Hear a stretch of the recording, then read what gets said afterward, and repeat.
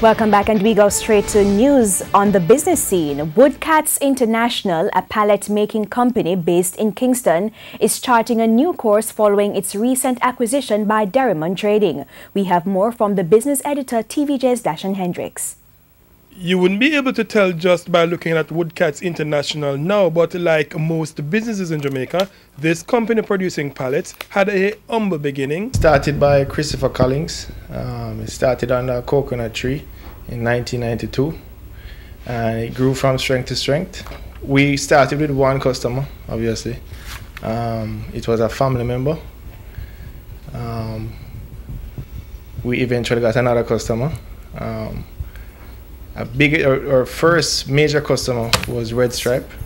Now it has moved to $450 million in sales, cornering the market with most of the island's large manufacturers as its clients. Just over 2 weeks ago, it was announced that Derrimon Trading reached an agreement to acquire Woodcats after months of negotiations.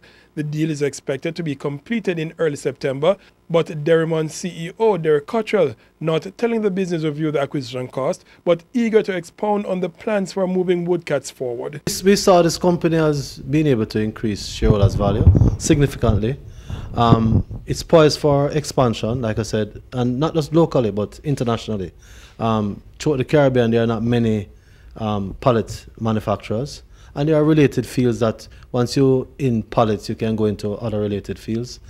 For example, right now we're making lobster traps. Tasked with the day-to-day running of the entity is Peter Douglas. We're definitely going to be looking at new markets with new customers, and of course be able to service the expanding need, because our manufacturing sector is expanding as we speak. I want to be able to be on top of that. Confident in the ability of the company to do what it does, there are not only talks about export opportunities, but also setting up other plants in the region. For them, making pallets is more than nailing boards together. Woodcat is the only company in Jamaica that offers heat treatment services.